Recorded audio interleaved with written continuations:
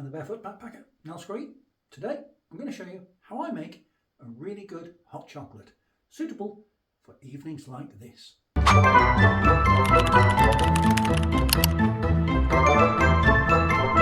We need some ingredients for this. So, obviously chocolate, more chocolate, as much chocolate as you can have. Cocoa powder, just to give it a little bit of a fling. You could use hot chocolate powder. I'm using cocoa powder. I have caramel spread. There is chocolate spread in there. I do like caramel. I do like the sort of taste that it brings. So let's have a bit of that. And for added caramel, caramel syrup. Sometimes I have peanut butter in mine. But you can do all manner of flavourings, all manner of things. It just gives it a bit more of a, I don't know, a texture, I think. You break the chocolate up into small little bits, just so it melts easier. And I did this once. I have a spice grinder, and I decided, wouldn't it be a really good idea to do this in the spice grinder? I can tell you, it's not a good idea, because partly it didn't grind very well, because the chunks were too big. And then, when I managed to get the chunks to a small size enough for it to grind, it melted the chocolate, and I ended up with a load of chocolate sludge in the bottom of my spice grinder. Not going to lie, it melted pretty well inside the milk, but it was a faff and a hassle. So I'm not doing that again. My fingers are good enough. Now obviously the more chocolate that you put in, the more rich and the more silky it is. I tend to do about 6 to 8 of these big chunks, but you can use what you like.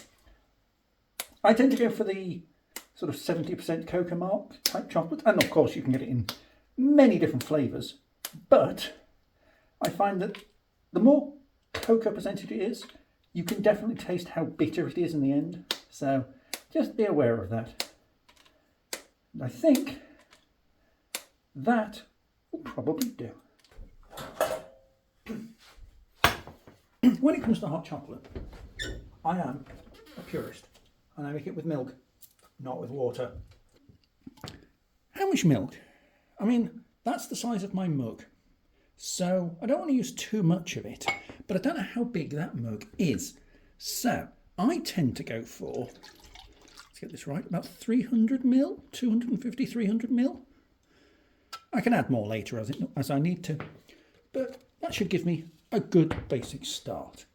First thing I do is pour a little bit of the milk, a little bit, not all of it, into the pan. Not much, that's probably too much. There you go, just a little bit, just a little bit. And then we turn the heating on and let it boil. It's a little bit so that it heats really quickly, much quicker than everything else. And it also means that when I add the chocolate, it's going to be quite smooth and quite rich and easier to melt. Just take a little bit of time, but not all that much. You can while it away by humming your favourite song. I tend to, when I was younger, tended to play songs in my head and sing along to them, depending on how long I was waiting at things like bus stops.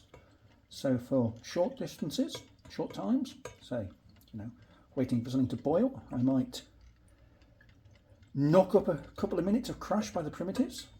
If I was really bored and waiting for a really long time for a train that wouldn't turn up, then Keeper of the 7 Keys by Halloween, which is about 13 and a half minutes long, although I wasn't very good at remembering the instrumentals entirely. You see it's bubbling away a little bit. Let's let it get a little bit hotter. Of course, because there's not much milk there, it heats up really quickly. Yeah, it's bubbling a bit. So, let's slot it in. A little bit at a time. You can see already it's really melting in. This is the advantage of chocolate, because its melting point is quite low. So we mix that in, really mix it in. And then once that's melted in, I want to turn this down a bit just so that it doesn't boil over. but add some more chocolate. You can see it's really getting dark and chocolatey now and quite silky. And once we put the last lot in, you can see it's going to go really, really smooth. In fact, you can see it now, it's quite thick.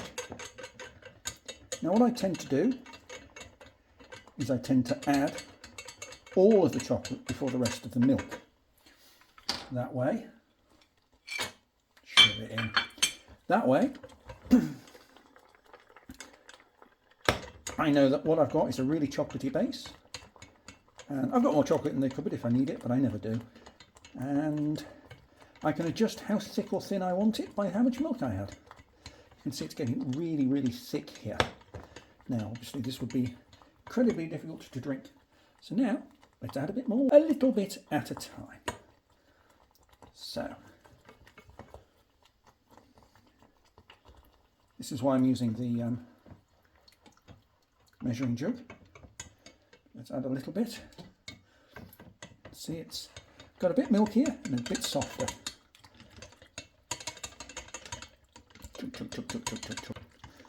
It's all nicely mixed in.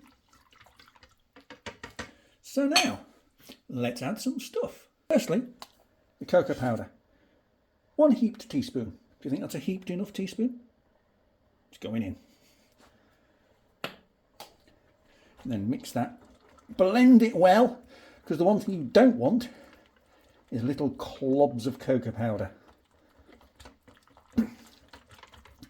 I tried it once with chocolate that had bits of raspberry and other bits of like caramel in it. And because neither raspberry nor caramel bits melt, that means that when I had the finished article, the finished hot chocolate in a mug, I kept having these weird little bits in it which shouldn't have been there, and they were bits of the raspberry that were in the chocolate and bits of the caramel that were in the chocolate. They made it for an unpleasant textural experience. So I tend to just use plain chocolate these days, and if I want flavourings I will add them myself. I have a mint and I have a vanilla, but today, as you saw, I'm using caramel, and I really like caramel. I like the flavour of it, I like the taste of it, and it's really easy to see the liquid, it just slots in. Add to taste, I have no taste. Again, just stir that in. I'm going to turn this down a little because I think it's overheating a little bit, but obviously the more you stir it, the more it gets mixed in. But this is why I melted the chocolate at the start as well, so that by the time I get to this stage, there's nothing really left to blend.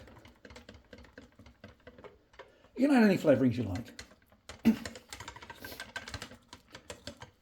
Although I'd probably draw the line at lime. Don't do that. Right. And then my final flavouring is the caramel spread. So take obviously, this is not diet food.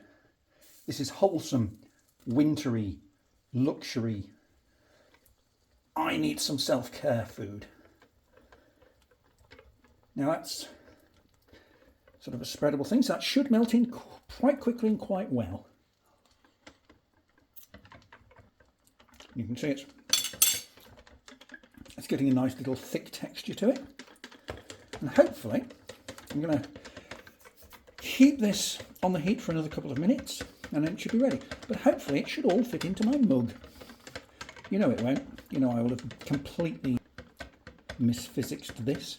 But that's fine. If there's too much, you can always just leave it on the hob a bit and mix it around a bit and make sure it doesn't get too much of a skin on. I don't know if you can hear it particularly well, but it does have a very nice smooth feeling and texture to it. Now, I think that's pretty much done. So let's just... Oh, no. There's a bit of scrapage at the bottom. I haven't quite stirred it well enough, so there's a couple of bits that are stuck to the bottom of the pan, but that's not a problem. Let's unstick them. I'm sure there's going to be a lot of people here that are going, oh, you can't do a metal, can't do that with a metal teaspoon on a metal pen, and I'm going, eh. So let's do that. And then I think we're probably just about ready. Let me put the top on, and then let me get my mug. Because I'm right-handed.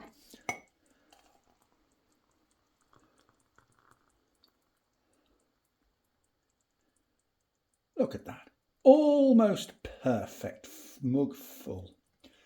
Don't you just love being in control? And that's how I make a hot chocolate. Cheers. That's very nice, very thick, very thick.